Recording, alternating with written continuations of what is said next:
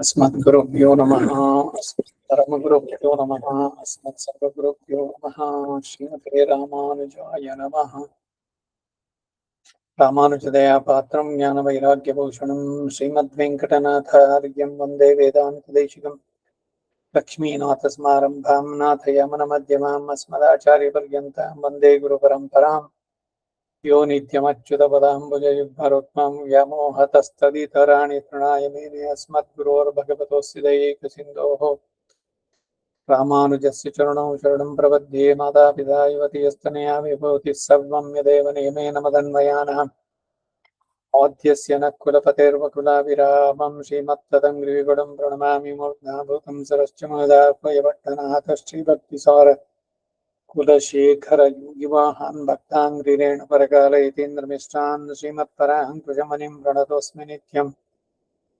विख्यातो यति सार्वभौमजलदेश्चन्द्रोपमत्वेन यः श्रीभाष्येण यदन्वयाः सुविदिताः श्रीविष्णुचित्तादयः व्याख्यां भाष्यकृताज्ञयोपनिषदां योद्रामिडीनां व्यधात् पूर्वं तं कुरुकेश्वरं गुरुवरं कारुण्यपूर्णं भजे।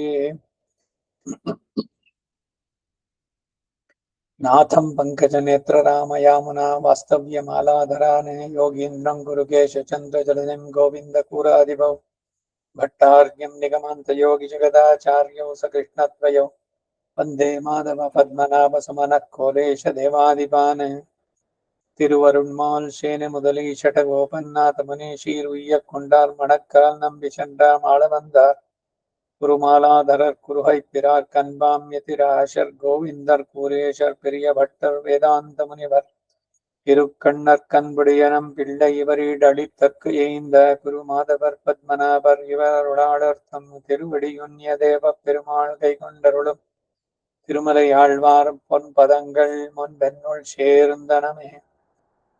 भक्तामृतं विश्वजनानुमोदनं सर्वार्थदं श्रीषटगोपवाङ्मयं सहस्रशाकोपनिषत्समागमं नमाम्यहं द्राविडवेदसागरं तिरुवळुदिनाडेन्नुं तेन्कुरुगूरेन्नुं मरुविनियवन् பொருணலென்னும் அருமறைகள் அந்தாதி செய்தானடியினை எப்பொழுதும் சிந்தியாய் நெஞ்சே தடந்து மனத்தாலும் வாயாலும் வன்குருகோர் பேணம் எனத்தார எல்லாதிரெஞ்சேன் தனத்தாலும் ஏதும் குறவிலேனெந்த ஷடகோபன் பாதங்கள் யாமுடைய பத்து ஐந்த பெருங்கீர்த்தி ராமானுஜமுனிதன் வாய்ந்த மலர்பாதம் வணங்குகின்றேன்। ஆய்ந்த பெரும் சீரார் ஷடகோபன் சந்தமிழ் வேதம் தரிக்கும் பெயராத உள்ளம் பெற வான் திகழும் சூரிய முதலரங்கர் வன்புகழ் மேல் ஆழ்ந்த தமிழ் மறைகளாயிரமம் ஈன்ன முதல் தாய் ஷடகோபன் மொயம்பால் வளர்த்த இதத்தாய் ராமானுஜன் மிக்க விர நிலையும் மெய்யாமுயிர் நிலையும் தக்க நெறியும் தடையாகி தொக்கியலும் ஊழ்வினையும் வாழ்வினையும் ஓதும் குருகயற்கோன் யாழினிச வைதத்தில் நம்மாழ்வார் திருவடிகளே சரணம்। ಭಗವದ್ ವಿಷಯ 4ನೇ ಸಂಪುಟ ಪುಟ 44 4ஆம் 10 2ஆம் ತಿರುಮಳಿ முதல் பாட்டு ಇಂಟ್ರೊಡಕ್ಷನ್ ಹೋದವಾರ ಆಯ್ತು। முதல் பாட்டு ಬಾಲನಾಯ್ ಏಳುಲಹುಂಡು ಪರಿನಿನ್ನಿ வட்டதளசாயினுடைய திருவடிகளில் சாத்தின திருத்தாளை செவியோடு இப்போதே பெற வேணும் என்றே ஆசைப்படான் என்றாள் என்கிறாள் ತಾಯಿ। ತನ್ನ ಮಗಳ ಅಳಲನ್ನ ಇಲ್ಲಿ ತೋರ್ಕೊಳ್ಳೋ ರೀತಿನಲ್ಲಿ ಹೇಳ್ತಾ ಇದ್ದಾರೆ। ನಮ್ಮಾಳ್ವಾರವರ ಮನಸ್ಸು ಮಗಳು, ಇವರು ತಾಯಿಯಾಗಿ ಹೇಳೋದಂತ। ಬಾಲನಾಯ್ ஏழுலகுண்டு பரிவின்னே ஆலிலை அன்னவசம் செய்யும் அண்ணலார் தாளினமேலணி தன்னன் துளா என்னே மாலுமால் வல்விலையேன் ಮಳವಲ್ಲಿಯೇ ಬಾಲನಾಯ್ ಅತಿ ಬಾಲನಾಗಿರುವಾಗಲೇ 7 ಲಹು ಸಪ್ತಲೋಕಗಳನ್ನ ಉಂಡು ಭಕ್ಷಿಸಿ ಅದರಿಂದ ಪರಿವು ಇನ್ನೇ ಒಂದು ಕ್ಲೇಶವೂ ಇಲ್ಲದೆ ಆಲಿಲೆ ಒಂದು ಆಲದೆಲೆ ಮೇಲೆ ಅನ್ನವಶಂ செய்யும் ಊಟ ಮಾಡಿದ್ದಕ್ಕೆ ತಕ್ಕಂತೆ ಶಯನ ಮಾಡಿರುವಂತ ಅಣ್ಣಲಾರ್ ಸ್ವಾಮಿಯು ತಾಳಿಣೈ ಮೇಲ್ ಚರಣಯುಗಳದ ಮೇಲೆ ಪಾದದ್ವಯಗಳು ಅಣಿ ಈ ಮಹಾ ಸಾಹಸಗತ್ಯವನ್ನು ನೋಡಿ ವಿಸ್ಮಿತರಾದಂತಹ ದಿವ್ಯ ಸೂರ್ಯಗಳಿಂದ ಅಲಂಕೃತವಾಗಿ ಸಮರ್ಪಿಸಲ್ಪಟ್ಟಂತಹ ಶೀತಳವಾದ ರಮ್ಯವಾದ ಭೋಗ್ಯವಾದ ತುಳಾ ಎಂದ್ರೆ ತುಳಸಿ ಎಂದೇ ಅವನನ್ನೇ ಅಪೇಕ್ಷಿಸುತ್ತಾ ಮಾಲು ಇದು ಅತೀತ ಕಾಲದ ಚರಿತ್ರೆ, ಈಗ ಅದು ಲಭ್ಯವಲ್ಲ ಅಂತ ತಿಳಿಯದೆ ಭ್ರಾಂತಳಾಗಿದ್ದಾಳೆ. ಯಾರು? ನಮ್ಮಾಳ್ವಾರ್ ಮಗಳು. ಇವರಿರೋದು ಕಲಿಯುಗದ ಆರಂಭ. ಇವನು ಆಲದೆಲೆ ಮೇಲೆ ಮಲಗಿದ್ ಯಾವಾಗ? ಅದಕ್ಕ ಸಮಯ, ಇದು ಅತೀತ ಕಾಲ ಅಂದ್ರೆ ಕಾಲಾತೀತವಾಗಿ ಹೋಗಿತ್ತು, ಯಾವಾಗ್ಲೂ ನಡೆದದ್ದು. ಅದನ್ನು ಇವಾಗ ನೆನ್ಸ್ಕೊಂಡು ಇವಳು ಹೇಳ್ತಾ ಇದ್ದಾಳೆ, ಭ್ರಾಂತಳಾಗಿದ್ದಾಳೆ. ವಲ್ ವಿನಯೇನ್ ಮಹಾಪಾಪಿಷ್ಟೆ. ವಿನಯ್ ಅಂದ್ರೆ ಪಾಪ, ವಲ್ ವಿನಯೇನ್ ಮಹಾಪಾಪ ಮಾಡಿದಂತ ನನ್ನ ಮಡವಲ್ಲಿಯೇ ಹಠ ಹಿಡಿದು ಇರುವಂತ ಈ ನನ್ನ ಕನ್ಯೆಯು ಆಶ್ರಯ ವೃಕ್ಷವನ್ನ ಅಪೇಕ್ಷಿಸುವ ಲತೆಯಂತೆ ಇದ್ದಾಳೆ. ಏನು ಮಾಡ್ಲಿ ಅಂತ ತಾಯಿ ಕೊರಗ್ತಾ ಇದ್ದಾಳೆ. ಲತೆ ಅಂದ್ರೆ ಬಳ್ಳಿ ತಾನಾಗೆ ಆಗುತ್ತೋ, ಅದು ಕ್ರೀಪರ್. ಅದಕ್ಕೆ ಏನಾದ್ರು ಒಂದು ಸಪೋರ್ಟ್ ಸಿಗ್ಬೇಕು, ಆಶ್ರಯ ಸಿಗ್ಬೇಕು. ಆಶ್ರಯ ಸಿಕ್ಕಿದ್ರೆ ಮೇಲಕ್ಕೆ ಸುತ್ಕೊಂಡು ಮೇಲೆ ಹೆಬ್ಬತ್ತೆ. ವೇದದಲ್ಲಿ ಯಾಕೆ ಸ್ತ್ರೀಗೆ ಎರಡನೇ ವಿವಾಹ ಇಲ್ಲ ಅನ್ನೋದಕ್ಕೆ ಈ ಉದಾಹರಣೆಯನ್ನ ಕೊಡ್ತಾರೆ. ವೇದದಲ್ಲೇ ಈ ಉಲ್ಲೇಖ ಇದೆ. ಒಂದು ಸ್ತಂಭ ಮರಕ್ಕೆ, ಅದರ ಕಾಂಡಕ್ಕೆ ಅನೇಕ ಬಳ್ಳಿಗಳು ಸುತ್ಕೋಬಹುದು, ಆದ್ರೆ ಒಂದು ಬಳ್ಳಿಗೆ ಅನೇಕ ಮರಗಳು ಬರೋಕ್ಕಾಗಲ್ಲ ಅಂತ ಅಂದ್ಬಿಟ್ಟಲ್ಲ. ಇಲ್ಲಿ ಆಧಾರವಾಗಿ ಇರೋನು ಭಗವಂತ, ಅವನನ್ನ ಇವಳು ಲತೆಯಂತೆ ಅಪೇಕ್ಷಿಸ್ತಾ ಇದ್ದಾಳೆ. ನಾನೇನ್ ಮಾಡ್ಲಿ ಅಂತ ತಾಯಿ ಕೊರಗ್ತಾ ಇರುವಂತದ್ದು. ஈடு பாலனாய் பருவம் நிரஞ்சின பின்பு லோகத்தை எடுத்து வயிற்றிலே வைத்து ஆளிலையிலே ஷாய்ந்தான் ஆகில் என் மகள் இப்பாடுபடாள் கிடீர். அவன் ஒரு திசையிலே காண் ரக்ஷகன் ஆவது என்றும் மீள்கலாமிரே. ஆய் ஆத்மானம் மானுஷம் மன்யே என்கிறபடியே இவ்வவஸ்தை ஒழிய பூர்வாவஸ்தை நெஞ்சில் படாமை படியாதுமில் குளவிப்பிடி என்ன கடவதிரே. கலப்பத்த பிள்ளை தனத்தை உடையனாய் ஏழுலகுண்டு இது சாத்மிக்கும் இது சாத்மியாது என்று அறியாதே ஏதேனுமாக முன்பு தோன்றினத்தை வாயிலே எடுத்து இடும்படி ஆய்த்து பருவான். ரட்சக வஸ்துவினுடைய வியாபாரம் ஆகையாலே இது ரட்சணமாய் தலை கட்டினை தனே. அவன் பொறுக்கும் செயலை செய்தானாகில் இவளும் பொறுக்கும்படி ஆணவத்தை ஆசைப்படாளோ. ஏழுலகுண்டு ஆபத்து உண்டானால் வரைந்து நோக்கும் அதில்லை பரிவின்னி ஒரு வருத்தம் என்றுக்கே. லோகங்களை எடுத்து வயிற்றிலே வைக்கிற இடத்தில் அத்தால் ஒரு வருத்தம் என்றிக்கே. ஆளிலை ஒரு உபவனான ஆளிலையிலே அவ்வடம் பண்ணி கொடுத்த சுத்த பத்திரத்திலே அன்னவசம் செய்யும் தன் வசமாக அன்றிக்கே. அகமன்னம் என்கிற அன்னத்துக்கு வசமாக புக்தம் ஜெரியாதபடி அது கீழாக சாய்ந்தான்.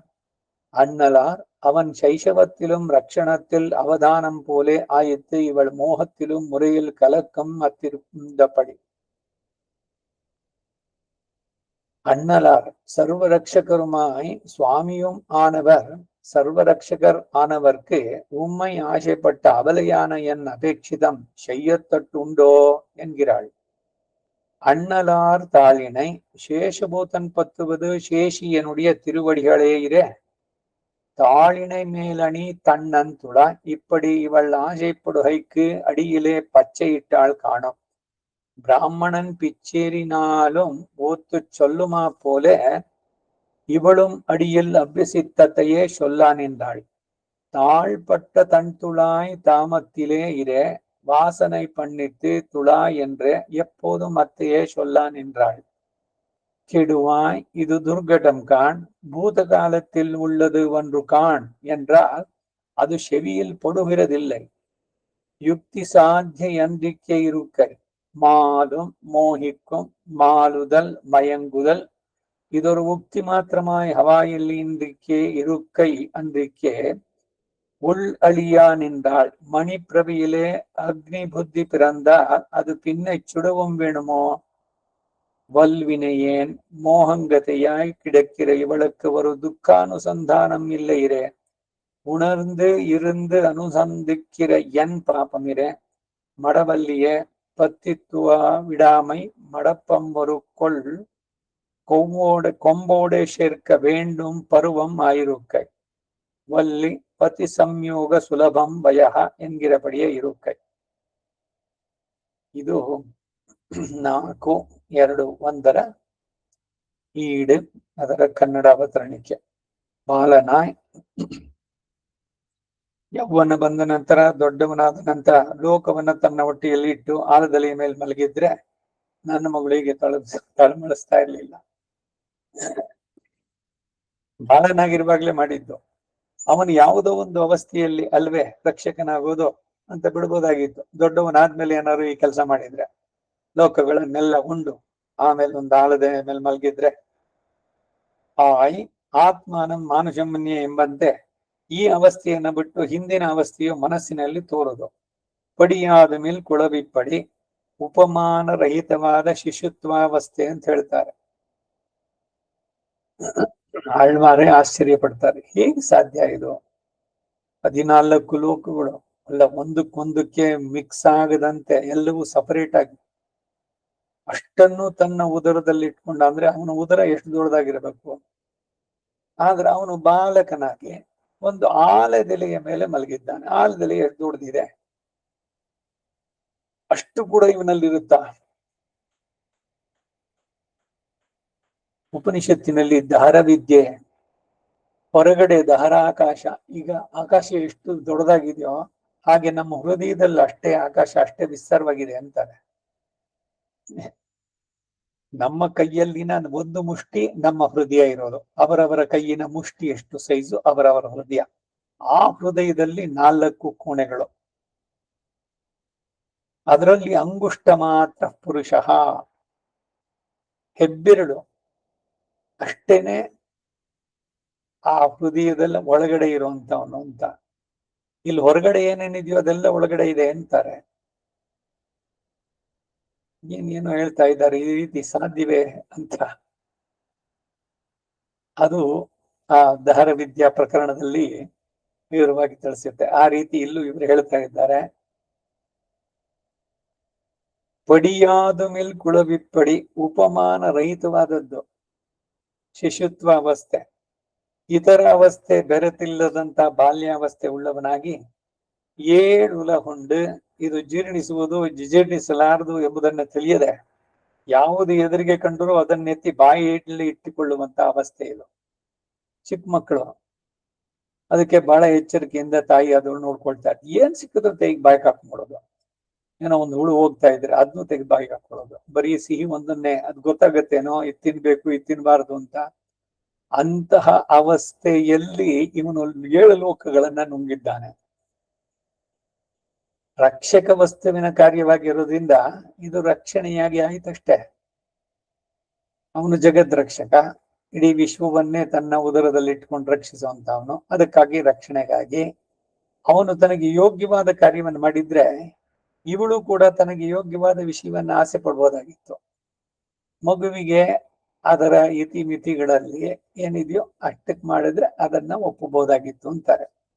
7 ಲಹುಂಡು, ಆಪತ್ತು ಬಂದರೆ ತಾರತಮ್ಯವನ್ನು ನೋಡಿ ರಕ್ಷಿಸುವಂತಿಲ್ಲ.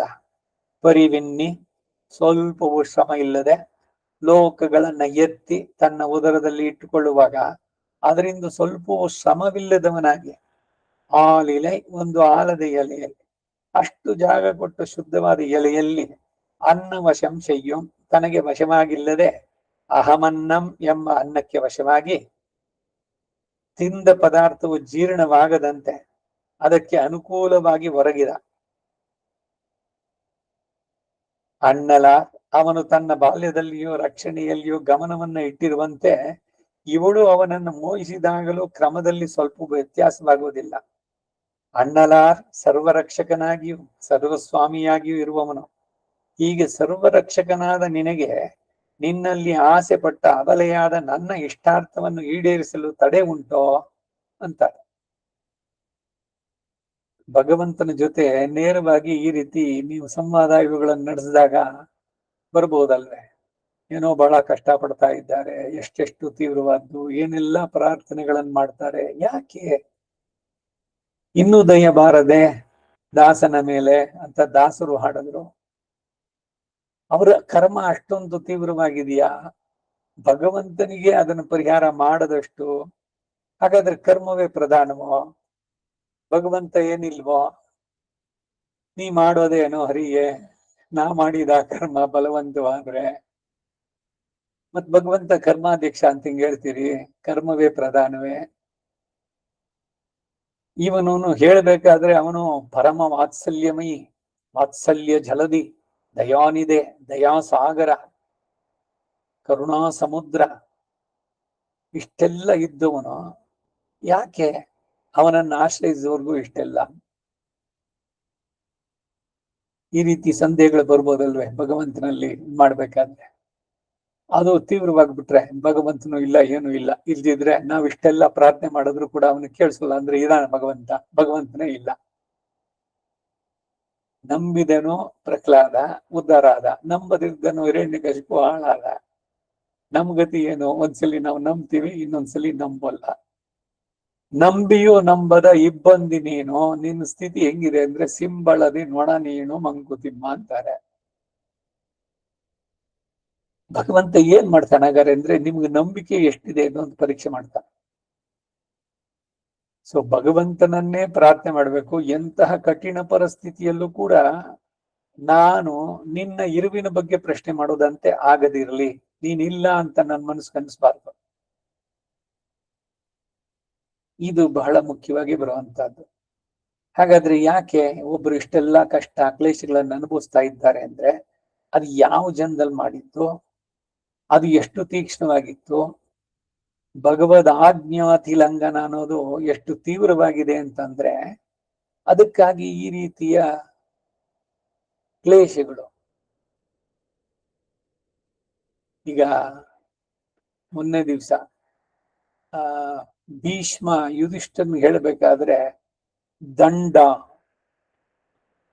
ಬಹಳ ಪ್ರಧಾನವಾಗಿ ಬೇಕಾದದ್ದು. ಲೋಕದಲ್ಲಿ ಎಲ್ಲವೂ ವ್ಯವಸ್ಥಿತವಾಗಿರ್ಬೇಕು ಅಂತಂದ್ರೆ ಎಲ್ಲವೂ ಕೂಡ ದಂಡದಕ್ಕೆ ದಂಡ ಅಂದ್ರೆ ಏನು? ಪನಿಷ್ಮೆಂಟ್, ಶಿಕ್ಷೆ ಅಂತ. ಅದರ ರೂಪ ಹೇಗೆ ಇದು ಅನ್ನೋದಕ್ಕೆಲ್ಲ ಒಂದಷ್ಟು ಮಾಘದ ಅಲ್ಲ ಮಾಂಧಾತ ಮತ್ತೆ ವಸುಹೋಮ ಅಂತ ಅವರಿಬ್ಬರ ಸಂವಾದದಲ್ಲಿ ಇವೆಲ್ಲ ಉಂಟಾಯ್ತು.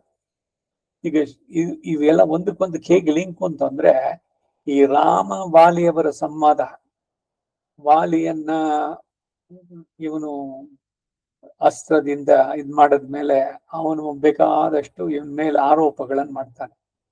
ನಮ್ಮಿಬ್ಬರ ಅಣ್ಣ ತಮ್ಮಂದರ ವ್ಯವಹಾರ, ನೀನ್ ಮೂರನೇನು ಯಾಕೆ ತಲೆ ಹಾಕಿದ್ದು? ಮೊದಲನೇದು. ಎರಡನೇದು, ನನ್ನನ್ನ ನೀನು ಬಾಣದಿಂದ ಕೊಂದೆ, ನಾನ್ ನಿನ್ನಲ್ಲೇನು ಅಪರಾಧ ಮಾಡಿರ್ಲಿಲ್ವಲ್ಲ, ನೀ ಮಾಡಿದ್ ಸರಿನೋ? ಅಷ್ಟರಲ್ಲೇ ರಾಮ ಯಾರು ಅನ್ನೋದು ಲೋಕೋತ್ತರವಾಗಿತ್ತು. ಅವನು ಧರ್ಮಿಷ್ಠ, ಪಿತೃವಾಕ್ಯ ಪರಿಪಾಲನೆ, ಧರ್ಮಕ್ಕಾಗಿ ಇರುವವನು, ವಿಗ್ರಹವಾನ್ ಧರ್ಮ ಎಲ್ಲ ಒಂದ್ ರೀತಿ ಅವನನ್ನ ವ್ಯಂಗ್ಯವಾಗಿ ವಾಲಿ ಮೊದಲು ಹೇಳ್ತಾನೆ, ನೀನು ಧರ್ಮಿಷ್ಠನೋ ಅಂತ. ರಾಮ ನಗದೋ ಎಲ್ಲ ಕೇಳ್ತಿರ್ತಾನೋ, ಹೇಳು ಏನೇನು ಹೇಳ್ತೀಯೋ ಎಲ್ಲದನ್ನು ಹೇಳು ಅಂತ. ಆಮೇಲೆ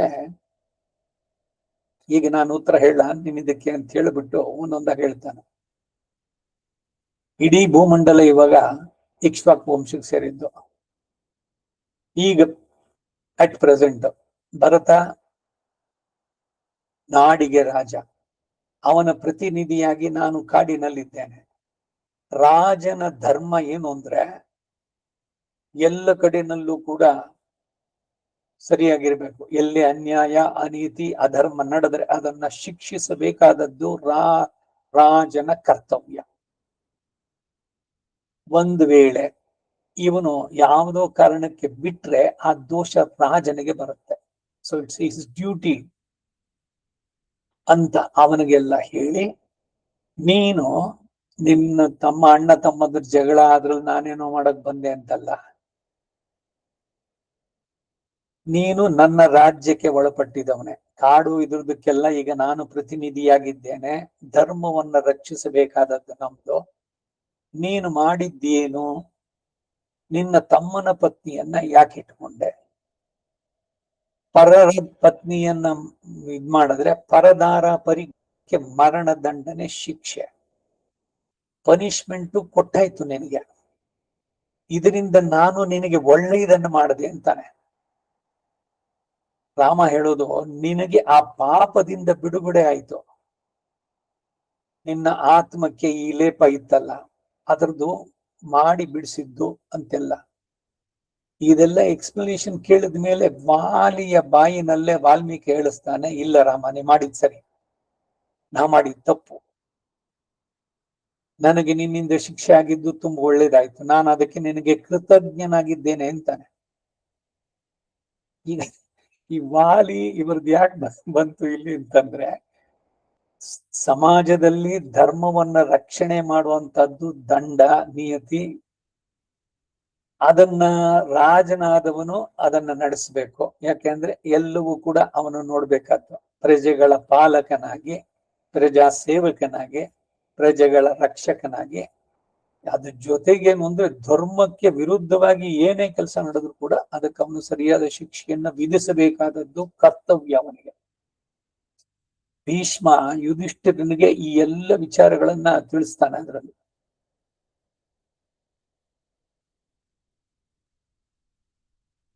ಹೀಗೆ ಎಲ್ಲೇ ಅಧರ್ಮ ಉಂಟಾದ್ರೂ ಕೂಡ ಆ ಶಿಕ್ಷೆ ಆಗೋದು ಅದು ಆ ಆತ್ಮಕ್ಕೆ ಒಳಿತಿಗಾಗಿ. ಈಗ ನಾವು ಶುರು ಮಾಡಿದ್ದಕ್ಕೆ ಬರೋಣ. ಏನು? ಭಗವಂತ ಕರ್ಮಕ್ಕೆ ಶಿಕ್ಷೆಯನ್ನು ಕೊಡ್ತಾನೆ. ಆ ಶಿಕ್ಷೆಯಿಂದ ಈ ಆತ್ಮಕ್ಕೆ ಬರೀ ನಾವು ನೋಡೋದು ಬರೀ ಈ ಜನ್ಮ, ಇಲ್ಲಿ ಕಷ್ಟ ಇದ್ರದನ್ನ. ಹಿಂದಿನ ಎಷ್ಟು ಜನ್ಮಗಳಲ್ಲಿ ಏನೇನ್ ಮಾಡಿದ್ವಿ, ಭಗವಂತನ ಆಜ್ಞಾತಿಲಂಘನ ಎಷ್ಟು ತೀವ್ರವಾಗಿ ಮಾಡಿದ್ವಿ. ಯಾಕೆಂದ್ರೆ ಭಗವಂತನಿಗೇನ್ ಸೇಡಿಲ್ಲ, ನಾನ್ ಮಾಡಿದ್ದನ್ನು ನೀನು ನಾನ್ ಹೇಳಿದ ಮಾತು ಕೇಳಿಲ್ಲ ಅದಕ್ಕಾಗಿ ನಿನಗೆ ಅಂತಲ್ಲ. ಶಾಸನಮ ಇಟ್ಟಿದ್ದಾನೆ, ಶಾಸನಾದಿತಿ ಶಾಸ್ತ್ರ, ಅದು ಅತ್ಯಂತ ವಾತ್ಸಲ್ಯದಿಂದ ಮಾಡಿರುವಂತಹದ್ದು. ತಂದೆ ತಾಯಿಯರ ವಾತ್ಸಲ್ಯಕ್ಕೆ ಸಹಸ್ರತಮ ವಾತ್ಸಲ್ಯ ತಮಂ ಶಾಸ್ತ್ರಂ. ಆ ಶಾಸ್ತ್ರವನ್ನ ಅಷ್ಟು ಪ್ರೀತಿಯಿಂದ ತನ್ನ ಮಕ್ಕಳಿಗಾಗಿ ಉದ್ಧಾರಕ್ಕಾಗಿ ಅಂತ ಮಾಡಿದ್ದನ್ನ ಕಾಲ್ನಲ್ಲಿ ಒದ್ದು ನನ್ನ ಮನಸ್ಸಿಗೆ ಬಂದು ನಾನು ಇರ್ತೀನಿ ಅಂತಂದ್ರೆ ಅದರಲ್ಲಿ ತಿಳಿಸಿದಂತೆ ಪನಿಷ್ಮೆಂಟ್. ಉಪ್ಪು ತಿಂದವ ನೀರು ಕುಡಿಬೇಕು. ಭಗವಂತನಿಗೇನು ಸಂತೋಷನ ಯಾರಿಗಾರು ಶಕ್ತಿ ಪನಿಷ್ಮೆಂಟ್ ಮಾಡಿ? ಆದ್ರೆ ಅವನು ಕರುಣಾಳು, ಆ ಪನಿಷ್ಮೆಂಟ್ ನಿಂದ ಅವನನ್ನ ಆ ಪಾಪದಿಂದ ಬಿಡುಗಡೆ ಮಾಡಿದ. ಇದು ಬಹಳ ಬಹಳ ಮುಖ್ಯವಾದದ್ದು. ಇದನ್ನೆಲ್ಲ ಸರಿಯಾಗಿ ತಿಳಿದಂತಹ ಆಳ್ವಾರ್, ಕುಲಶೇಖರ ಆಳ್ವಾರ್, ಯದ್ಯದ್ ಭವ್ಯಂ ಭವತು ಭಗವನ್ ಪೂರ್ವ ಕರ್ಮಾನುರೂಪಂ. ಅವರು ಈ ಒಂದು ಜನ್ಮದಲ್ಲಿ ನಾನು ಪೂರ ಕಂಫರ್ಟಬಲ್ ಆಗಿ ನನಗೆ ಯಾವ ದುಃಖನೋ ಕ್ಲೇಶನೋ ರೋಗಾನೋ ಏನೂ ಬರದೆ ನನ್ನನ್ನು ಚೆನ್ನಾಗಿ ಇಟ್ಬಿಡು ಅಂತ ಕೇಳಲಿಲ್ಲ. ನನ್ ಕರ್ಮದ ಪ್ರಕಾರ ಎಷ್ಟಿದೆಯೋ ಬರ್ಲಿ. ಅದು ಬರೀ ಈ ಒಂದ್ ಜನ್ಮಕ್ಕೆ ಅಲ್ಲ, ಜನ್ಮ ಜನ್ಮಾಂತರೇ. ಮುಂದಿನ ಜನ್ಮಗಳು ಇನ್ನೂ ಒಂದಷ್ಟು ಜನ್ಮ ಇದೆಯಾ? ಆಯ್ತು, ಅದಕ್ಕೂ ಸರಿ. ಆದರೆ ಏತತ್ ಪ್ರಾರ್ಥ್ಯಂ ಮಮ ಬಹುಮತಂ ಜನ್ಮ ಜನ್ಮಾಂತರೇಪಿ ತ್ವತ್ಪಾದಾಂಬೋರುಹ ಯುಗಗತ ನಿಶ್ಚಲ ಭಕ್ತಿರಸ್ತು. ನಿನ್ನಲ್ಲಿ ನಾನು ನಿಶ್ಚಲವಾದ ಭಕ್ತಿಯನ್ನ ನಾನು ಇಟ್ಕೊಳ್ಳುವಂತೆ ನೀನು ಅನುಗ್ರಹಿಸು. ಜನ್ಮ ಎಷ್ಟಾರು ಬರ್ಲಿ, ಕರ್ಮ ಏನಿದೆಯೋ ಅನುಭವಿಸ್ತೇನೆ, ನೀನಿದೆಯಾ ನನ್ನ ಜೊತೆನಲ್ಲಿ.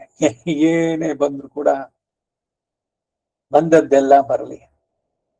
ಈ ಮನೋಸ್ಥೈರ್ಯ ಬರಬೇಕಾದ್ರೆ ಭಗವಂತ ನಮ್ ಜೊತೆ ಇದ್ದಾನೆ ಅನ್ನುವ ದೃಢ ವಿಶ್ವಾಸ ಬೇಕು. ನಮಗಲ್ಲೇನೆ ಎಡವಟ್ಟಿರೋದು. ನಾವು ಏನ್ ಬಯಸ್ತೀವೋ ಅದಾಗ್ಲಿಲ್ಲ ಅಂದ್ರೆ ಭಗವಂತ ಇದ್ದಾನ? ಯಾವುದೋ ಒಂದು ಚಿತ್ರಗೀತೆನೋ, ಜಗಗುಪಕರಿಸಿ ನನಗ ಅಪಕರಿಸು ಜಗದೋದ್ಧಾರಕ ನೀನೇನೋ.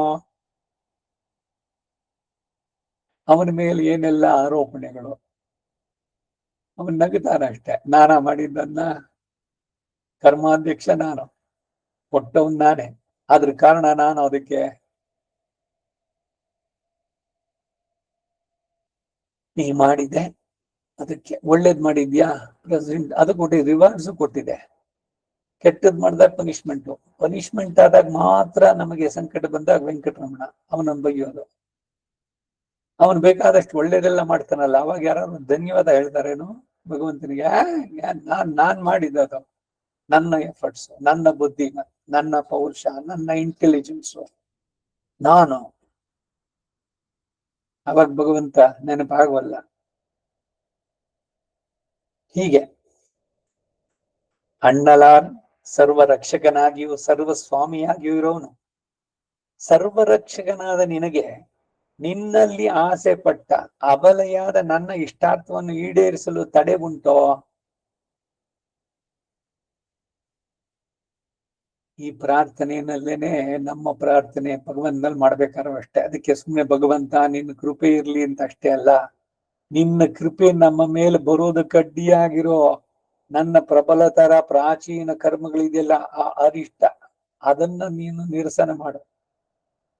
ಅನಿಷ್ಟ ನಿರಸನ ಪೂರ್ವಕ ಇಷ್ಟ ಪ್ರಾಪ್ತಿ, ಅದು ನಿವೃತ್ತಿ ಆಗ್ಬೇಕು.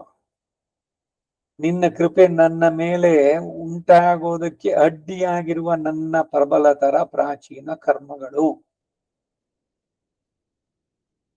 ಅದನ್ನ ಪರಿಹಾರ ಮಾಡ್ಬೇಕಾದ್ರು ನೀನೇನೆ.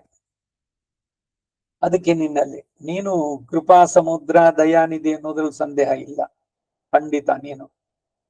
ಆದ್ರೆ ನಿನ್ನ ಕೃಪೆ ನನ್ನ ಮೇಲೆ ಬರೋದಕ್ಕೆ ಅಡ್ಡಿಯಾಗಿರೋದು ನನ್ನ ಪ್ರಬಲತರ ಪ್ರಾಚೀನ ಕರ್ಮಗಳು.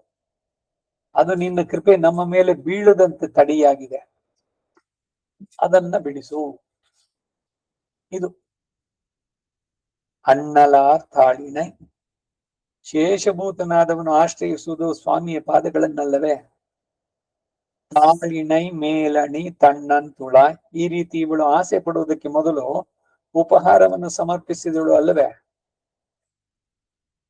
ಬ್ರಾಹ್ಮಣನು ಹುಚ್ಚನಾದರೂ ವೇದವನ್ನೇ ಹೇಳುವಂತೆ ಇವಳು ಹಿಂದೆ ಅಭ್ಯಾಸ ಮಾಡಿದ್ದನ್ನೇ ಹೇಳ್ತಾಳೆ. ಬ್ರಾಹ್ಮಣರು ಎಂತ ಸ್ಥಿತಿನಲ್ಲಿದ್ದು ನೋಡಿ, ಹುಚ್ಚಿಡಿದ್ರು ಕೂಡ ವೇದವನ್ನೇ ಹೇಳೋದಂತೆ.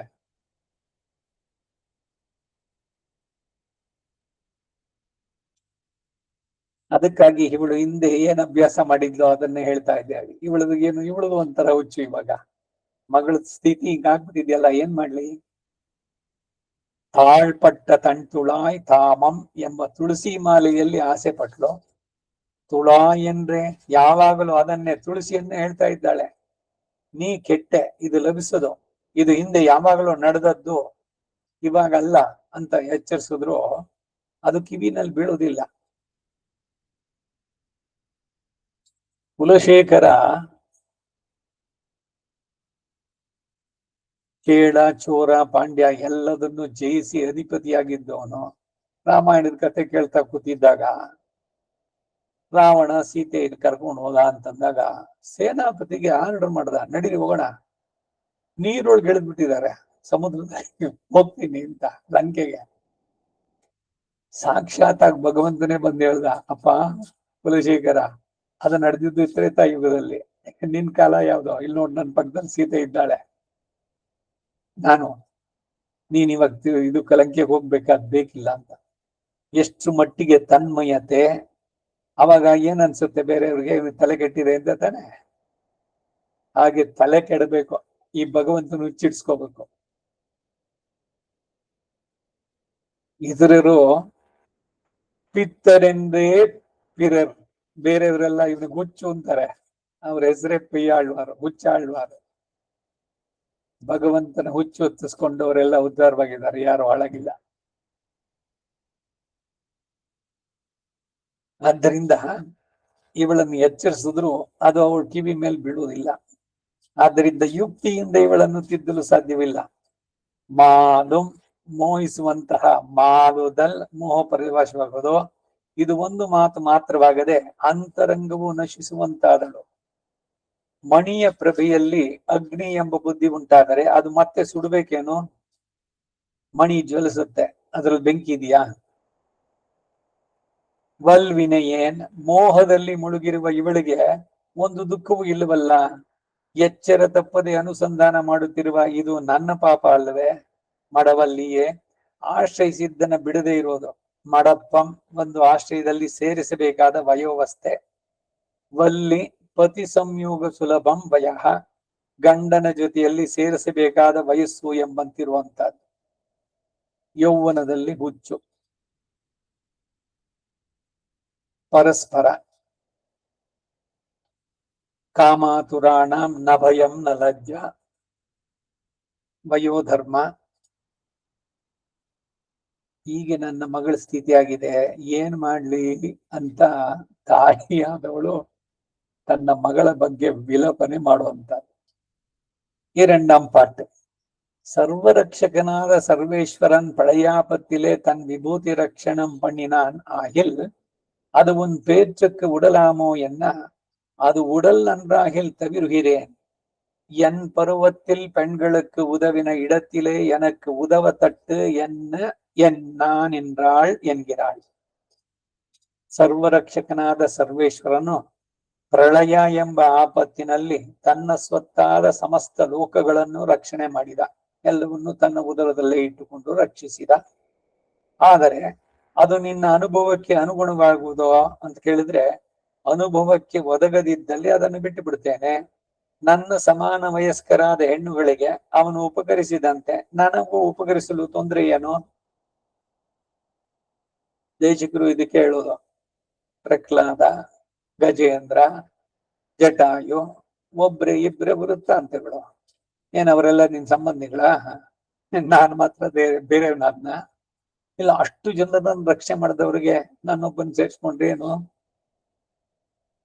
ಹಾಗೆ ಹೆಣ್ಣುಗಳಿಗೆ, ಸಮಾನ ವಯಸ್ಕರಾದ ಹೆಣ್ಣುಗಳಿಗೆ, ಗೋಪಿಯರಿಗೆ ಎಲ್ರಿಗೂ ನೀನು ಅನುಗ್ರಹಿಸ್ಲಿಲ್ವೇ? ಅವರ ಪ್ರಾರ್ಥನೆ ಪೂರೈಸಲಿಲ್ಲವೇ? ಅವರನ್ನು ಉಪಕರಿಸಿದ್ರೆ ನನಗೂ ಉಪಕರಿಸಲು ತೊಂದರೆ ಏನು ಅಂತ ಕೇಳ್ತಾಳೆ. வல்லிசேர் நுண்ணிடை ஆய்ச்சியர் தம்மொடும் கொல்லமை செய்து குறவை பிணைந்தவர் நல்லடி மேலணி நாறு துளாய் என்னே சொல்லுமால் ಶೂಳ್ ವಿನಯಾಟಿಯೇನ್ ಪಾವಯೇ. ಪ್ರತಿಪದಾರ್ಥ ಎರಡನೇ ಪಾಶುರ 4:2-2. ವಲ್ಲಿ ಬಳ್ಳಿ, ಕಲ್ಪವಲ್ಲಿ, ಕಲ್ಪವೃಕ್ಷದ ಬಳ್ಳಿ. ವಲ್ಲಿ ಅಂತಂದ್ರೆ ಅದು ಶೇರ್, ಸಮಾನವಾಗಿರುವಂತಹ ನುಣುಪಾದ ಇಡೈ, ಸೊಂಟವುಳ್ಳ.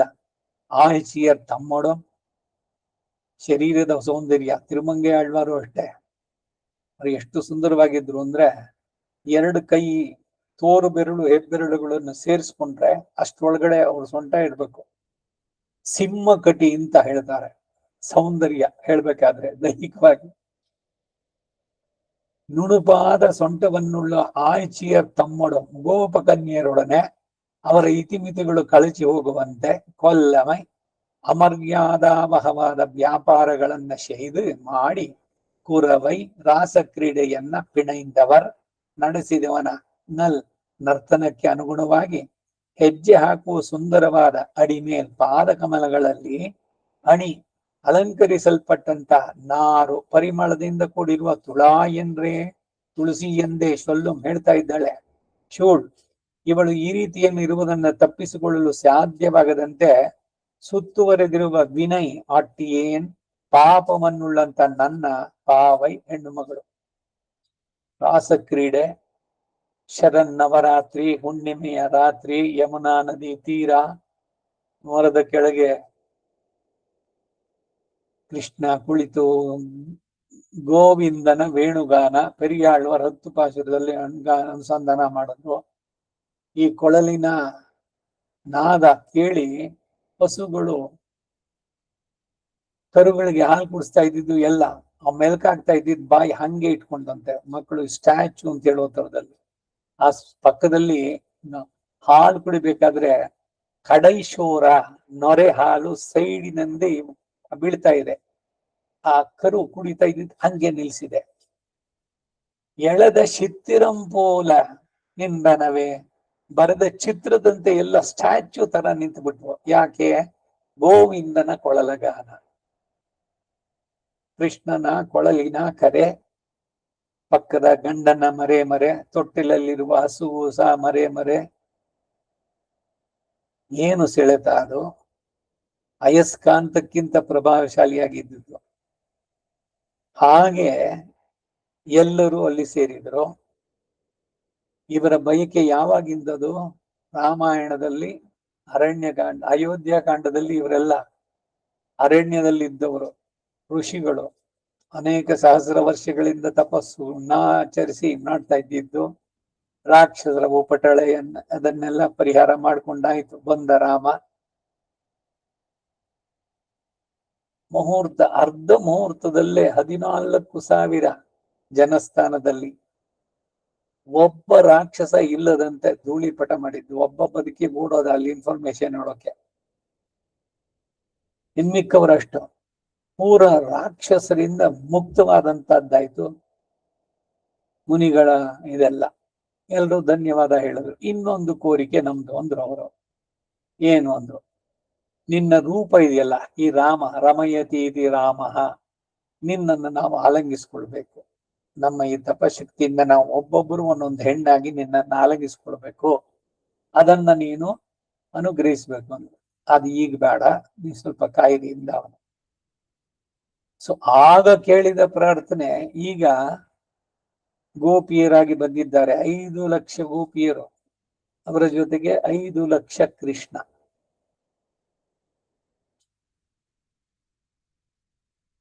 ಆ ರಾಸಕ್ರೀಡೆಯ ಸಂದರ್ಭದಲ್ಲಿ ಅವನ ಪಾದಗಳಿಗೆ ಸಮರ್ಪಿಸಿದಂತಹ ತುಳಸಿಯ ಪರಿಮಳ ಅದು ಇವಳಿಗೆ ತುಳಾ ಎಂದ್ರೆ ಶೊಲ್ಲುಂ, ತುಳಸಿ ಎಂದು ಹೇಳ್ತಾ ಇದ್ದಾಳೆ. ಇವಳು ಈ ರೀತಿ ಇರುವುದನ್ನ ತಪ್ಪಿಸಿಕೊಳ್ಳಲು ಸಾಧ್ಯವಾದಂತೆ ಸುತ್ತುವರೆದಿರುವಂತಹ ವಿನಯಾಟ್ಟಿಯೇನ್ ಪಾವೈ, ಈ ಪಾಪವನ್ನುಳ್ಳ ನಾನು ಇದನ್ನೆಲ್ಲ ನೋಡ್ಬೇಕಲ್ಲ, ನಂದೇನು ಕರ್ಮ. ஈடு வள்ளி சேர் நுண்ணிடை வள்ளி மருங்கல் என்ற போலே வள்ளி கொடி போல இருக்கிற இடையை உடையவர்கள் என்னுதல். வள்ளி போன்ற வடிவை உடையராய், இடைக்கு உபமானம் இல்லாமையால நுண்ணிடை என்னுதல்.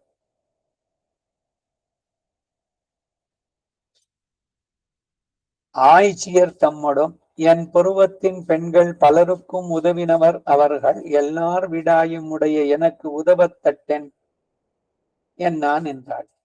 திரு ஆய்ப்பாடியில் இவள் பருவத்தில் பெண்கள் பலர்க்கும் உதவினானிரே, கொல்லமை செய்து வரம் பணிந்த செயல்களை செய்து சௌந்தர்யாதிகளாலே அவர்கள் மரியாதையை அளித்து குறவை பிணைந்தவர், அவர்களோட தன்னை தொடுத்தபடி நல்லடி பெண்களும் தானுமாய் மாறி மாறி துகைத்த திருத்துழாய் பெற வேணும் என்று ஆசைப்படுகிறது.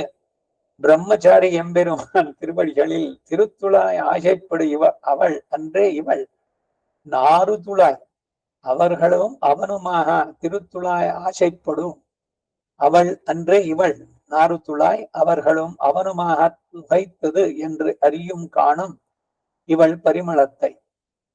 கலம்பகம் நாருமே என்றே சொல்லுமா. நினைத்தது வாய்விட மாட்டாத ஸ்திரீத்துவமெல்லாம் எங்கே போயித்து? சூழ்ஜினையாட்டியேன், தப்பாதபடி ஆப்படித்துக் கொள்ளும்படியான பாபத்தை பண்ணினேன். நைவமாம் கிஞ்சித் அப்ரவீத் என்றிருக்கும் அவள் வார்த்தை சொல்லுகிறது, என் பாபமிரே. பாவையே எல்லா அவஸ்தையிலும் தன்ன ஆவாயில் ஓடுகிறது. பிறர் அறியாதபடி இருக்க கடவ நிருபாதிக ஸ்திரீத்வத்தை உடைய இவள் தன் பேத்துக்கு தான் வார்த்தை சொல்லும்படி ஆவதே. ಈಡಿನ ಕನ್ನಡ ಅವತರಣಿಕೆ. ವಲ್ಲಿಶೇರ್ ನುಣ್ಣಿಡೆ ವಳ್ಳಿ ಮರುಂಗಲ್ ಎಂಬಂತೆ ಲತೆಯಂತೆ ಕೃಶವಾಗಿರುವ ಇವರ ಸೊಂಟ ಉಳ್ಳವರು ಎಂದರ್ಥ. ಮಿಂಚಿನಂತೆ ಸೊಂಟ ಇರುವಳು ಅಂತ ಇನ್ನೊಂದು ಕಡೆ ಆಳ್ವಾರು ಹೇಳ್ಬೇಕಾದ್ರೆ, ಮಿಂಚು ಎಷ್ಟು ದೊಡ್ಡದಾಗಿರುತ್ತೇನೋ, ಸಣ್ಣಕ್ಕಿರುವಂತ ಹಾಗೆ ನಿಲಯಿಲ ಮಣ್ಣು ಜೀವನ ಬಾಳಿಗೆನೆ ಅದ್ ಹೇಳಿದ್ದಲ್ಲಿ, ಮಿಂಚಿನಂತೆ ನಮ್ಮ ಬಾಳು ಅಷ್ಟು ದೀರ್ಘ ಇಲ್ಲ ಅನ್ನೋದು, ಕ್ಷಣಿಕ ಅನ್ನೋದಕ್ಕೆ ಅಲ್ಲಿ ಹೇಳಿದ್ದು. ಆದ್ರೆ ಇನ್ನೂ ಒಂದ್ ಕಡೆನಲ್ಲೂ ಬರುತ್ತೆ. ಕೃಶವಾದ ಸೊಂಟ ಉಳ್ಳವರು, ಲತೆಯಂತೆ ಕೃಶಾಂಗಿಯರಾದಂತ ಇವರ ಸೊಂಟಕ್ಕೆ ಸಮಾನವಾದದ್ದು ಇಲ್ಲದೆ ಇರುವುದರಿಂದ ನುಣುಪಾದ ಸೊಂಟವುಳ್ಳವರು ಅಂತ ಹೇಳಲಾಗಿದೆ. ಆಯ್ಚಿಯರ್ ತಮ್ಮೊಡಂ ನನಗೆ ಸಮಾನ ವಯಸ್ಕರಾದ ಹೆಣ್ಣು ಮಕ್ಕಳ ಅನೇಕರಿಗೆ ಸಹಾಯ ಮಾಡಿದ ಅವನು ಅವರೆಲ್ಲರ ಆರ್ತಿಯನ್ನ ಪಡೆದು ಪರಿತಪಿಸುತ್ತಿರುವ ನನಗೆ ಸಹಾಯ ಮಾಡಲು ಅಡ್ಡಿ ಏನು? ಮುನ್ನ ಭಗವತರೆಲ್ಲ ಚೆನ್ನಾಗಿ ಪಾಲಿಸಿದ ಎನ್ನೊಡೆಯ ರಂಗವಿಠಲ ಎನ್ನದೊರೆಯೇ, ನನ್ನನ್ನು ಅನುಗ್ರಹಿಸೋಕೆ ಯಾಕೋ ಇನ್ನು ತಡ?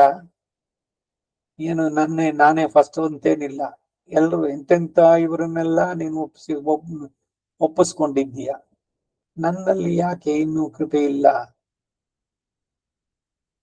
ನಂದಗೋಕುಲದಲ್ಲಿ ಇವಳ ವಯಸ್ಸಿನ ಅನೇಕ ಹೆಣ್ಣುಗಳಿಗೆ ಸಹಾಯ ಮಾಡ್ಲಿಲ್ವೇ?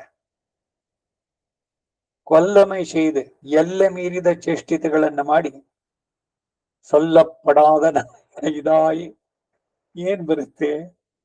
ಏನೇನ್ ಅನ್ಕೋಬಹುದು? ಇವನು ಆ ಬ್ರಹ್ಮಚಾರಿ, ನಾವು ಏನೋ ಒಬ್ಬ ಹುಡುಗ ಒಬ್ಬ ಹುಡುಗಿ ಅವರಿಬ್ರು ಸೇರ್ತಾರೆ ಪಾರ್ಕ್ದಲ್ಲಿ, ಒಬ್ರನ್ನೊಬ್ರು ತಬ್ಕೊಂಡು ಕೂತ್ಕೊಂಡು ಏನೋ ಮಾಡಿ ಇದ್ ಮಾಡ್ತಾರೆ. ಅಯ್ಯೋ ಏನೇನ್ ಮಾಡ್ತಾರೋ ಏನೇನೋ ಅನ್ಕೋಬಹುದಲ್ಲ. ಸೊಲ್ಲಪಡಾದ ನಶೈದಾಯ್, ಮರ್ಯಾದೆಯನ್ನ ಅವರ ಮರ್ಯಾದೆಯನ್ನ ನಾಶ ಮಾಡಿ ಎಲ್ಲೆ ಮೀರಿದ ಚೇಷ್ಟಿತಗಳನ್ನ ಮಾಡಿ ಸೌಂದರ್ಯಾದಿಗಳಿಂದ ಅವರ ಮರ್ಯಾದೆಯನ್ನ ನಾಶ ಮಾಡಿ ಕುರವೈಪಿಣೆಂದವರ್ ಅವರ ಜೊತೆಯಲ್ಲಿ ತಾನೂ ಸೇರಿ ರಾಸಕ್ರೀಡೆಯಾಗಿದ. ನಲ್ಲಡಿ ಆ ಕನ್ಯೆಯರು ತಾನೂ ಕೂಡ ನರ್ತಿಸುವಾಗ ಒಬ್ಬರಾದ ಮೇಲೆ ಒಬ್ಬರಂತೆ ತುಳಿದ ತುಳಸಿಯನ್ನ ಪಡೆಯಬೇಕು ಎಂದು ಆಸೆ ಪಡ್ತಾಳಿದ್ಳು. ರಾಸಕ್ರೀಡೆಯ ಸಂದರ್ಭದಲ್ಲಿ ಅಚಿಂತಿಯಂತಿ ಅಂತ ಒಬ್ಳು, ಅವಳಿಗೆ ಮೋಕ್ಷವನ್ನೇ ಕೊಟ್ಟ. ಅವಳು ಇವನ ವಿರಹ ಅನುಸರಿಸಲಾದೆ ಪ್ರಾಣನೇ ಬಿಟ್ಲು. ಎಷ್ಟು ತೀವ್ರವಾದಂತಹ ಪರಮ ಭಕ್ತಿ, ಪರಜ್ಞಾನ, ಪರಭಕ್ತಿ, ಪರಮ ಭಕ್ತಿ ಹೇಗೆ ಹೋಗ್ಬೇಕು. ಪರಭಕ್ತಿ ಪರಜ್ಞಾನಂ ಪರಮ ಭಕ್ತಿ ಐಕ ಸ್ವಭಾವಂ ಮಾಂ ಕುರುಷ್ಮ ಅಂತ ರಾಮಾನುಜರು ಕೇಳಿದ್ರು. ಆ ತೀವ್ರತೆ ಬರಬೇಕಾದ ಇವಳು ಬ್ರಹ್ಮಚಾರಿ ಪರಮಾತ್ಮನ ಪಾದಗಳಲ್ಲಿರುವ ತುಳಸಿಯನ್ನ ಆಸೆ ಪಡುವುದಿಲ್ಲ ಅಲ್ಲವೇ? ನಾರು ತುಳಾಯ್ ಆ ಕನ್ಯೆಯರು ಮತ್ತು ಅವನು ತುಳಿದ ತುಳಸಿಯ ಪರಿಮಳ ಎಂದು ಇವಳು ಅರಿಯಬಲ್ಲಳು. ಇಬ್ಬರ ಪಾದಗಳ ವಾಸನೆಯೋ ಈ ತುಳಸಿಯಲ್ಲಿ ತೋರುವುದಿಲ್ವೇ ಎಂದ್ರೆ ಶೊಲ್ಲುಮ. ಮನಸ್ಸಲ್ಲಿ ಬಂದದ್ದನ್ನ ಬಾಯಲ್ಲಿ ಹೇಳಬಾರದು ಎಂಬ ಸ್ತ್ರೀತ್ವ ಎಲ್ಲಿ ಹೋಯ್ತು? ಶೂಳ್ವಿನೆಯಾಚಿಯೇನ್ ಬಿಡಿಸಿಕೊಳ್ಳಲು ಸಾಧ್ಯವಾಗದಂತೆ ಕಟ್ಟಿ ಹಾಕುವಂತಹ ಪಾಪ ಮಾಡಿದೆ. ನೈವಂ ಮಾಂ ಕಿಂಚಿದ ಬ್ರವೀತ್ ನನಗೆ ಏನು ಹೇಳಲಿಲ್ಲ ಎಂದಿರುವ ಸೀತೆಯಂತೆ ಮೌನವಾಗಿರಬೇಕಾದವಳು ಸ್ವಲ್ಪವೂ ಲಜ್ಜೆ ಇಲ್ಲದೆ ಎಲ್ಲವನ್ನು ಬಾಯಲ್ಲಿ ಹೇಳುವುದು ನನ್ನ ಪಾಪ ಅಲ್ವೇ? ಎಲ್ಲ ಪಚ್ಚೆಯ ಸೊಲ್ಲುಟ್ಟ ಅನ್ನೋ ಮಾತು. ಏನೆಲ್ಲ ಇದ್ಯೋ ನಾನು ಹಂಗಂಗೆ ಹೇಳ್ಬಿಟ್ಟೆ. ಪಾವಯೇ ಯಾವ ಸ್ಥಿತಿ ಇಲ್ಲ ಆದ್ರೂ ಸರಿ ತನ್ನ ಮನಸ್ಸಿನಲ್ಲಿರುವ ವಿಷಯಗಳನ್ನ ಇನ್ನೊಬ್ಬರು ತಿಳಿಯದಂತೆ ಮುಚ್ಚಿಡುವಂತಹ ನಿರುಪಾಧಿಕ ಸ್ತ್ರೀತ್ವವನ್ನುಳ್ಳ ಇವಳು ಈಗ ತನ್ನ ಅನುಭವಕ್ಕೋಸ್ಕರ ತಾನೇ ಮಾತಾಡುವಂತಾಯಿತೆ ಅಂತಾರೆ ಮೋಹನ್ ರಾಮ್ ಪಾಟ್. ஒரு ஊருக்காக உதவினதே அன்றைக்கு ஒரு நாட்டுக்காக உதவினவன் பக்கல் உள்ளது பெறத்தட்டன் ಎನ್ನಾನ್ ಎಂದಾಳ್ ಎನ್கிறார். ಒಂದು ಊರಿಗೆ ಉಪಕಾರ ಮಾಡಿದ್ದಲ್ಲದೆ ಒಂದು ನಾಡಿಗೆ ಉಪಕಾರ ಮಾಡಿರುವವನಲ್ಲಿ ಇರುವುದನ್ನು ಪಡೆಯಲು ತೊಂದರೆ ಏನು ಎನ್ನುತ್ತಾಳೆ ಎಂದು ತಾಯಿಯ ಮಾತು. பாயியல் வேதனன் மாலை பலகொண்டு தேவர்கள் மாமுனிவர் இறைஞ்சனின்ன சேவடி மேலணி செம்பொன் துளாய் என்னே கூவுமால் கோள் வினையாட்டியேன் ಕೋದಯೇ. ಪಾ ಛಂದಸ್ಸಿನೊಡನೆ ಈಯಲ್ ಕೂಡಿರುವಂತಹ ವೇದಂ ವೇದ ಸೂಕ್ತಗಳನ್ನು. ವೇದಸ್ಸು ಛಂದಸ್ಸಿಲ್ದಿದ್ರೆ ವೇದವೇ ಆಗೋದಿಲ್ಲ. ಅದಕ್ಕೆ ಇಲ್ಲಿ ನೋಡಿ ಪಾ ಇಯಲ್ ವೇದ, ಇಯಲ್ ಶಾತ್ ಅಲ್ಲಿ ಕಡೆನಲ್ಲಿ ನಾಲಾಯಿರ ಇಯಲ್ ಛಂದಸ್ಸಿನೊಡನೆ ಕೂಡಿರುವ ವೇದ ಸೂಕ್ತಗಳನ್ನ ವೇದಂ ನಲ್ ಫಲ ದಿವ್ಯವಾದ ಅನೇಕ ವೇದವಾದ ಮಾಲೆಗಳನ್ನ ಕೊಂಡು ತಂದು ತೆಗೆದುಕೊಂಡು ಬಂದು ದೇವತೆಗಳು ಮಾ ಶ್ಲಾಘ್ಯರಾದಂತಹ ಮುನಿವರ್ ಸನಕಾದಿ ಮುನಿಗಳು ಇರೈಂಜ ನಿನ್ನ ಪೂಜಿಸುವಂತೆ ಲೋಕವನ್ನು ಅಳೆದು ನಿಂತ ನಿನ್ನ ಶೇವಡಿ ಕೆಂಪಾದ ಪಾದಗಳು, ಶೇವಡಿ ಶೆವ್ವಡಿ ಪಾಠಾಂತರ ಇಲ್ಲಿಲ್ಲ ಪಲ್ಲಾಂಡೂನಲ್ಲಿ. ಒಂದ್ ಶೇವಡಿ ಶೆವ್ವಿ ತಿರುಕಾಪೆ ಒಂದ್ ಶೆವ್ವಡಿ ಅಂತ ಕೆಲವರು ಹೇಳ್ತಾರೆ. ಕೆಂಪಾದ ಪಾದಗಳು ಶೇವಡಿ, ಮೇಲಣಿ ಮೇಲೆ ಧರಿಸಿರುವಂತಹ, ಶಂ ಕೆಂಪಾಗಿರುವ, ಪೊನ್ ಚಿನ್ನದಂತೆ ಮನೋಹರವಾಗಿರುವ, ತುಳಾಯನ್ನೇ ತುಳಸಿಯನ್ನೇ ಕೂಗ್ತಾ ಇದ್ದಾಳೆ. ಶಂ ಪೊನ್ ತುಳಾಯ್, ಶಂ ಬೊನ್ ಅಂತಲ್ಲ, ಬಾ ಮಾಡೋದಲ್ಲ, ಶಂ ಪೊನ್ ತುಳಾಯ್ ಎನ್ರೇ, ಕೆಂಪಾಗಿರುವ ಚಿನ್ನದಂತೆ ಮನೋಹರವಾಗಿರುವ ತುಳಸಿಯನ್ನೇ ಕೂಗ್ತಾ ಇದ್ದಾಳೆ, ಬಡಬಡಿಸ್ತಾ ಇದ್ದಾಳೆ.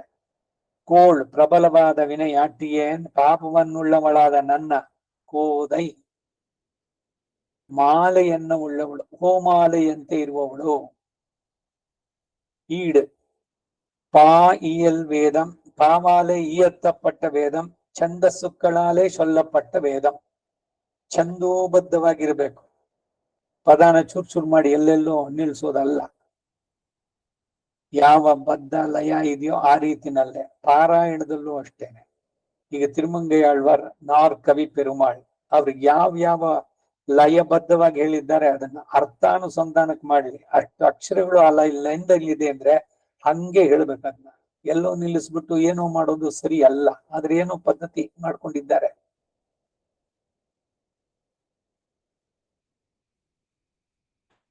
ಛಂದಸ್ಸುಗಳಾಲೆ ಸೊಲ್ಲಪಟ್ಟ ವೇದಂ, ಅನುಷ್ಟುಪ್ಯನ್ರವಂ, ತ್ರಿಷ್ಟುಪ್ಯನ್ರವಂ, ಬೃಹತಿಯನ್ರವಂ ಇತ್ಯಾದಿ ಛಂದಸ್ಸುಗಳ ಉಡೈತ್ತಾನ ವೇದಂ.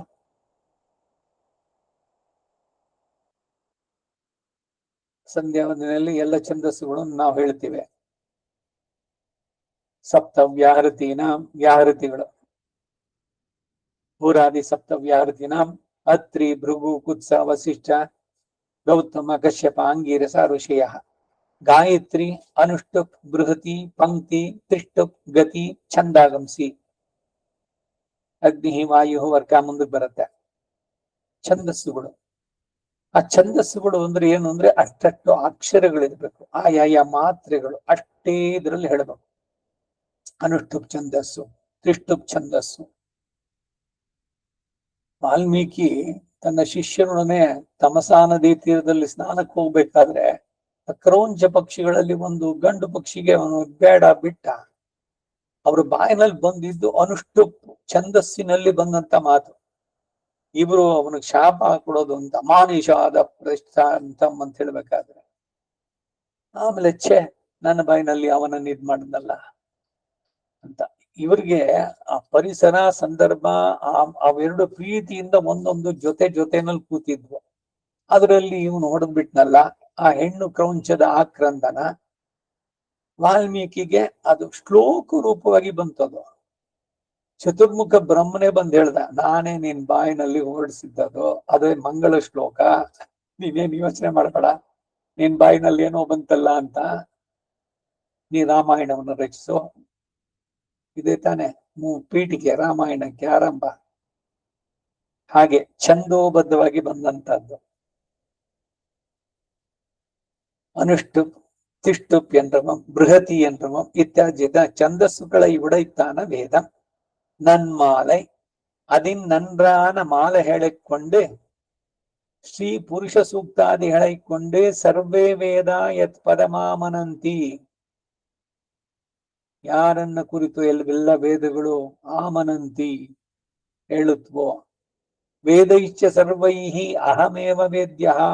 ಭಗವದ್ಗೀತೆ 15ನೇ ಅಧ್ಯಾಯ ಪುರುಷೋತ್ತಮ ಯೋಗ. ಸರ್ವಸ್ಯ ಚಾಹಂ ಹೃದಯ ಸನ್ನಿವಿಷ್ಟ ಮತ್ತ ಸ್ಮೃತಿ ಜ್ಞಾನಂ ಅಪೋಹನಂಚ ವೇದೈಶ್ಚ ಸರ್ವೈಹಿ ಅಹಮೇವ ವೇದ್ಯ. ಸಮಸ್ತವಾದ ವೇದದಲ್ಲಿ ತಿಳಿಯಬೇಕಾದ ಏನು ಅಂದ್ರೆ ನನ್ನನ್ನೇನೆ. ಏನೋ ನಿಮ್ಗೆ ಕೆಲವರಿಗಾರು ಅನ್ಸಿರ್ಬೋದು, ಏನಿದು ಇದು ಋಗ್ವೇದ ಸಾರ, ಯಜುರ್ವೇದ ಸಾರ, ಅದು ಬೇರೆ ಇದು ಬೇರೆನಾ? ವೇದಗಳೆಲ್ಲ ಒಂದೇ, ಎಲ್ಲ ವೇದಗಳು ಹೇಳೋದು ಭಗವಂತನ್ನೇ. ಅದು ಬಿಟ್ಟು ಬೇರೆ ಇನ್ನೇನೋ ಇದೆಯಾ? ಸಾಮವೇದದಲ್ಲಿ ಇನ್ನೇನೋ ಇದೆಯಾ? ಋಗ್ವೇದದಲ್ಲಿ ಬೇರೆನಾ? ಸ ವೇದೈಶ್ಚ ಸರ್ವೈಃ ಅಹಮೇವ ವೇದ್ಯ ಅಂದ. ಸರ್ವೇ ವೇದಾಃ ಯತ್ ಪದಮಾಮನಂತೆ ಅನಂತ ವೈ ವೇದಾಃ. ವೇದಗಳು ಅನಂತವಾದದ್ದು, ಪೂರ್ಣವಾಗಿ ಯಾರು ಭಗವಂತನು ಮಾಡಿದ್ದಲ್ಲ ಅದು, ಅದಕ್ಕೆ ಅಪೌರುಷೇಯ. ಹೀಗೆ ಭಗವಂತ ಶಾಶ್ವತವು, ಹಾಗೆ ಈ ಶಬ್ದದ ಅಲೆಗಳು ಸದಾ ಇರುವಂತದ್ದೇ, ಅದಕ್ಕೆ ನಾಶವೇ ಇಲ್ಲ. ಭಗವಂತನೇ ವೇದವ್ಯಾಸ ರೂಪಿಯಾಗಿ ಬಂದು 4 ವೇದ ಕಲಿಯೋದಕ್ಕೆ ಸುಲಭವಾಗ್ಲಿ ಅಂತ ಮಾಡಿದ್ದಷ್ಟೇ. ಋಕ್ ಸಾಮ ಯಜುರ್ ಅದರ ವೇದ, ಅದರ ವಿನಿಯೋಗಗಳೆಲ್ಲೆಲ್ಲಿ, ಅದಕ್ಕಾಗಿ ಬಂಧನ. ಇದು ಯಜ್ಞದಲ್ಲಿ, ಅದು ಮಂತ್ರ ಭಾಗ, ಇದು ಉದ್ಗಾತೃ ಗಾನದಲ್ಲಿ ಈ ಸಾಮ, ಬೃಹತ್ ಸಾಮ, ರತಂತರ ಸಾಮ, ಹೀಗೆ ಬೇರೆ ಬೇರೆ ಸಾಮಗಳನ್ನ, ಅಗಾಯತ ಉದ್ಗಾತ್ರವಾದವನ್ನ ಹೇಳಬೇಕದನ್ನ, ಆ ಯಾಗದಲ್ಲಿ ಆ ಸಾಮವನ್ನ ಹೇಳಬೇಕು. ಹೀಗೆ ವೇದ ಅದೇನೆ, ಇದರಲ್ಲಿರೋ ಮಂತ್ರವೇ ಅದರಲ್ಲಿರೋದು, ಅದರಲ್ಲಿರೋದೇ ಇನ್ನೊಂದರಲ್ಲಿರೋದು. என்கிறபடியே அல்லாத இடங்களிலும் பிரதிபாத்தியன் அவனே ஆகிலும் ஸ்வரூப ரூப குணங்களுக்கு வாசகமானவத்தை கொண்டு அன்றிக்கே ವೇದಂ ನನ್ಮಾಲೆ என்றும் ನೂಲ್ ಅಂತ ತಮಿಳಿನಲ್ಲಿ ವೇದಕ್ಕೆ. ಮರೈ ಮರೆಯವರ್ வாழ்வ ಐವೇದಂ ನಾಲ್ ವೇದಂ ಐವೇಳ್ವಿ ಆರಂಗಂ. ನಾಲ್ವೇದಂ 4 ವೇದವನ್ನು ತಿಳಿದವರು ಚತುರ್ವೇದ ಪಂಡಿತರು. ಐವೇಳ್ವಿ ಪಂಚ ಮಹಾಯಜ್ಞಗಳನ್ನ ನಡೆಸುವಂತವರು ಪಂಚ ವೈಶ್ವದೇವ. ಆರಂಗಂ ಷಡಂಗ ಸಹಿತವಾಗಿ ವೇದವನ್ನು ಕಲಿತವರು. ಇಂತಹ ಮರೆಯವರ್ ವಾಳು ಅಂತಹ ಊರಿನಲ್ಲಿ 4 ಬೀದಿಗಳಲ್ಲಿ ಇರುವಂತವರ ಮಧ್ಯದಲ್ಲಿ ಭಗವಂತ ತ್ಯಕ್ವಾ ವೈಕುಂಠ ಮುತ್ತಮಂ ಬಂದು ಸಂತೋಷವಾಗಿ ತಾನೇ ತನ್ನ ಸ್ವ ಇಚ್ಛೆಯಿಂದ ಬಂದು ಅಲ್ಲಿ ನೆಲೆಸಿದ ಅಂತಾರೆ ಆಳ್ವಾರಗಳು ಒಂದೊಂದೇ ದಿವ್ಯ ಕ್ಷೇತ್ರಕ್ಕೆ ಹೋದಾಗ.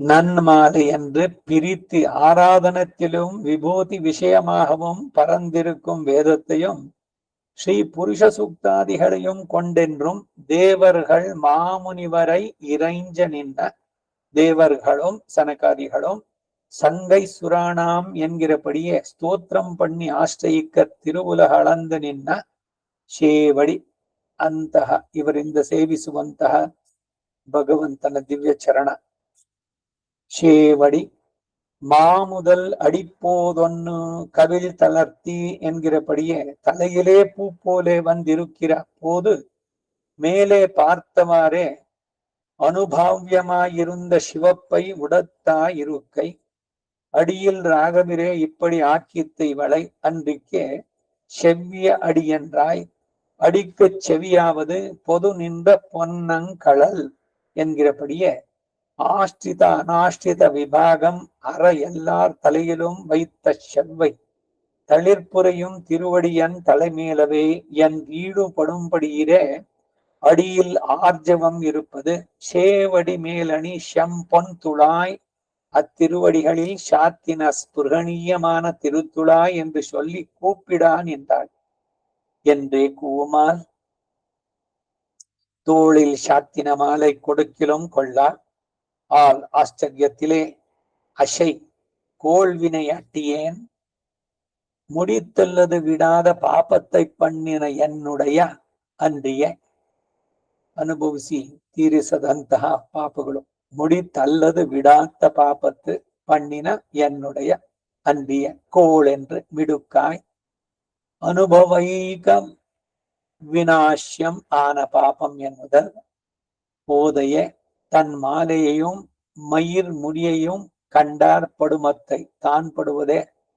இம்மாலையை உடைய இவள் வேறு ஒரு மாலையை ஆசைப்படுவதே. மார்பத்து மாலை யான இவள் வேறொரு மாலையை ஆசைப்படுவதே. மார்பத்து மாலைக்கு மால் அவன், அம்மாளுக்கு மால் ಇವள். ಇದು 3ನೇ ಪಾಶರದ ಈಡು. ಪಾಯಿಯಲ್ ವೇದ ಛಂದಸ್ಸಿನಿಂದ ಕೂಡಿದ ವೇದ, ಛಂದಸ್ಸುಗಳಿಂದ ಹೇಳಲ್ಪಟ್ಟ ವೇದ. ಅನುಷ್ಟುಪ್ಯಂದು, ತ್ರಿಷ್ಟುಪ್ಯಂದು, ಬೃಹತಿ ಎಂದು ಇವೇ ಮೊದಲಾದ ಛಂದಸ್ಸುಗಳಿಂದ ಕೂಡಿದ ವೇದ. ನನ್ಮಾಲೆ ಅದರಲ್ಲಿರುವ ಒಳ್ಳೆಯ ಮಾಲೆಗಳನ್ನ ತೆಗೆದುಕೊಂಡು ಬಂದು ಶ್ರೀ ಪುರುಷ ಸೂಕ್ತಾದಿಗಳಿಂದ ಸರ್ವೇ ವೇದ ಯತ್ ಪರಮಾಮನಂತಿ ವೇದ ಇಚ್ಛ ಸರ್ವೈಹಿ ಅಹಮೇವ ವೇದ್ಯ ಎಂಬಂತೆ ಇತರ ಭಾಗಗಳಲ್ಲಿಯೂ ವೇದಗಳಿಂದ ಪ್ರತಿಪಾದ್ಯನಾದವನು ಅವನೇ, ಪರಮಾತ್ಮನೇ. ಆದರೂ ಸ್ವರೂಪ ರೂಪ ಗುಣ ಇವುಗಳನ್ನು ವಿಶೇಷವಾಗಿ ಪ್ರತಿಪಾದಿಸುವ ಸೂಕ್ತಗಳಿಂದ ಅಥವಾ ವೇದಂ ನನ್ಮಾಲೈ ಎಂದು ವಿಭಾಗ ಮಾಡಿ ಆರಾಧನೆಯಲ್ಲಿಯೂ ಮತ್ತು ಅವನ ಐಶ್ವರ್ಯ ವಿಷಯದಲ್ಲಿಯೂ ಶ್ರೇಷ್ಠವಾಗಿರುವ ವೇದವನ್ನ ಶ್ರೀ ಪುರುಷ ಸೂಕ್ತಾದಿಗಳನ್ನು ಅಂಗೀಕರಿಸಿ ದೇವರ್ಗಳ್ ಮಾಮುನಿವರ್ ಇರೈಂಜ ನಿನ್ನ ದೇವತೆಗಳು ಸನಕಾದಿ ಮುನಿಗಳು ಸಂಗೈಸುರಾಣಾಂ ಎಂಬಂತೆ ಸ್ತುತಿಸುತ್ತಾ ಆಶ್ರಯಿಸಲು ಭೂಮಿಯನ್ನು ಅಳೆದು ನಿಂತ ಶೇವಡಿ ವಾಮನ ತ್ರಿವಿಕ್ರಮನಾದ ಪಾಕಶಾಸನ ಕೊಲಿದು ಬಲಿಯ ಮೆಟ್ಟಿದ ಪಾದ ನಾಕ ಭೀಕರ ಬಕನ ಕೆಳಹಿದ ಪಾದ ಲೋಕ ಪಾವನ ಗಂಗೆ ಉದಿಸಿದ ಪಾದವನು ಅಂತೆಲ್ಲ ಕೊಂಡಾಡಿದಂತ ಪಾದ ಭೂಮಿಯನ್ನಳೆದು ನಿಂತ ಶೇವಡಿ ಮಾಮುದಲ್ ಅಡಿಪ್ಪೋದೊಂದು ಕವಿಳ್ ತಲರ್ತಿ ಮೇಲ್ಭಾಗದಲ್ಲಿ ಹೂವಿನಂತೆ ಬಂದಿರುವಾಗ ಅನುಭವಿಸಲು ಯೋಗ್ಯವಾಗಿರುವ ಕೆಂಪನ್ನುಳ್ಳದ್ದು ಪಾದಗಳಲ್ಲಿ ಅನುರಾಗವೇ ಇವಳನ್ನ ಈ ರೀತಿ ಮಾಡುದು. ಕೆಂಪು ಆಗ್ಬೋದು, ಕಂಪು ಆಗ್ಬೋದು, ಫ್ರಾಗ್ರೆನ್ಸ್, ಕೆಂಪು ರೆಡ್ನೆಸ್. ವಿಕ್ಷರೋ ರೋಹಿತೋ ಮಾರ್ಗ ಏತು ರೋಹಿತ ಅಂದ್ರೆ ಕೆಂಪು ಕಣ್ಣುಳ್ಳವನು. ಹಿಂಗಿತ್ತು ಕೆಂಪು ಕಣ್ಣು. ಏನ್ ಕುಡಿದು ಬಂದವ್ರ ಕಣ್ಣು ಕೆಂಪಾಗಿರುತ್ತೆ, ಕೋಪ ಬಂದವ್ರ ಕಣ್ಣು ಕೆಂಪಾಗಿರುತ್ತೆ. ಆದ್ರೆ ಇದು ಎಂತಹ ಕೆಂಪು?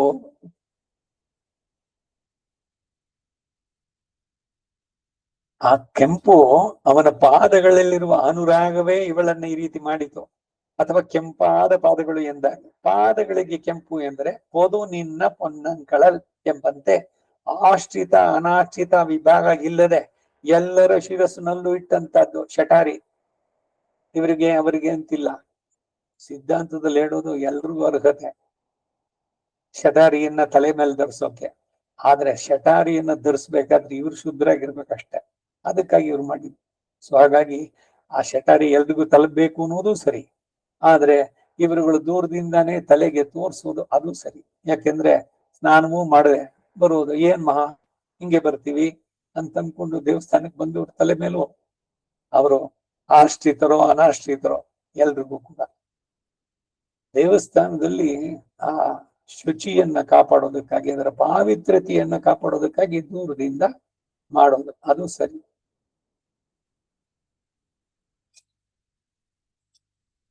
ಎಲ್ಲರ ಶಿರಸ್ಸಿನಲ್ಲೂ ಕೂಡ ಆಶ್ರಿತ ಅನಾಶ್ರಿತ ಅಂತ ಈ ವಿಭಾಗ ಇಲ್ಲದೆ ತಳಿರ್ಪುರೆಯುಂ ತಿರುವಡಿಯನ್ ತಲೆ ಮೇಲವೇ ಎಂದು ಮೋಹಿಸುವಂತೆ ಅಲ್ವೇ ಇರುವುದು ಆ ಅಡಿಗಳಲ್ಲಿರುವ ಸರಳತೆ.